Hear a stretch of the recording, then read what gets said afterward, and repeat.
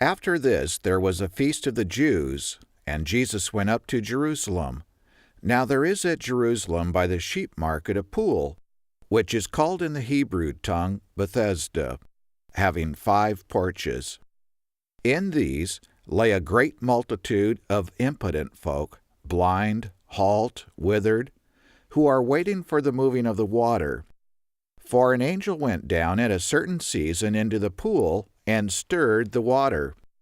Whoever was the first to step in after the stirring of the water was made whole of whatever disease he had. And a certain man was there who had an infirmity for 38 years.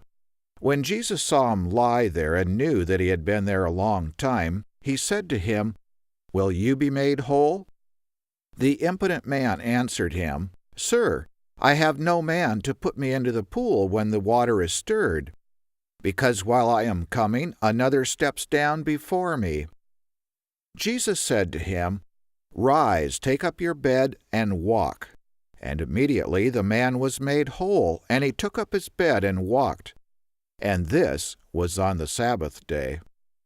The Jews therefore said to the man who was cured, "It is the Sabbath day. It is not lawful for you to carry your bed." He answered them, "He that made me whole said to me, 'Take up your bed and walk.'" Then they asked him, "What man said to you, 'Take up your bed and walk'?" The man that was healed didn't know who it was, for Jesus had conveyed himself away into the multitude of that place. Afterward Jesus found him in the temple and said to him, "Look, you are made whole. Sin no more, unless a worse thing come to you." The man departed and told the Jews that it was Jesus who had made him whole. And therefore the Jews persecuted Jesus and sought to slay him, because he had done these things on the Sabbath day. But Jesus answered them, "My Father works to this time, and I work also." Therefore the Jews sought even more to kill him, because he not only had broken the Sabbath, but also said that God was his Father, making himself equal with God. Then Jesus answered and said to them, "Surely, surely I say to you, the Son can do nothing of himself, but what he sees the Father do, for those things he does. These the Son does likewise. For the Father loves the Son, and shows him all things that he does, and he will show him greater works than these, that you may marvel. For as the Father raises up the dead, and quickens them, even so the Son quickens whom he will.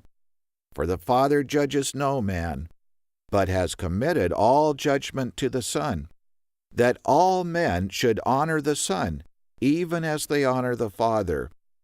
He that honors not the Son honors not the Father that has sent him.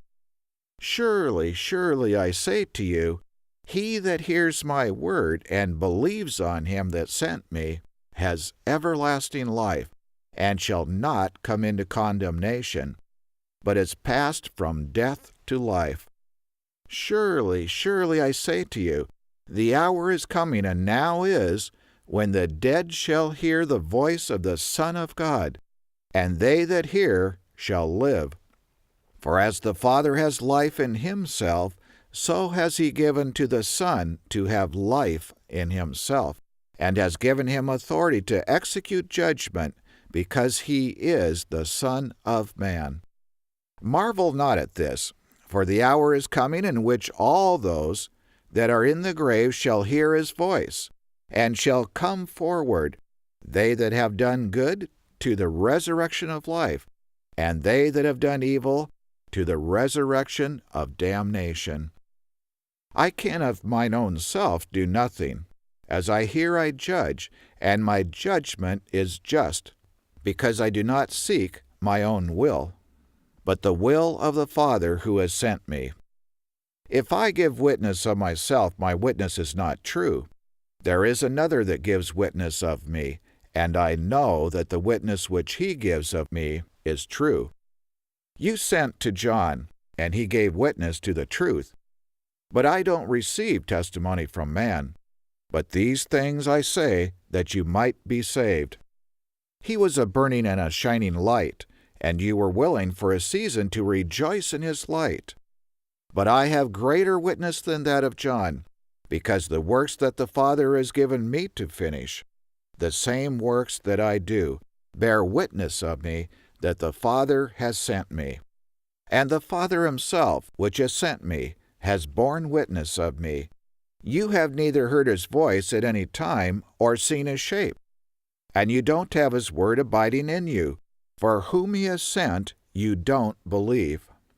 Search the Scriptures, for in them you think you have eternal life, and they are they which testify of me.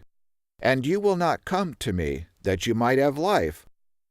I receive not honor from men, but I know you, that you have not the love of God in you. I have come in my Father's name, and you don't receive me. If another shall come in his own name, you will receive him. How can you believe those who receive honor from one another, and seek not the honor that comes from God only? Do not think that I will accuse you to the Father. There is one that accuses you, even Moses, in whom you trust. For if you believed Moses, you would have believed me, for he wrote of me. But if you don't believe his writings, how shall you believe my words?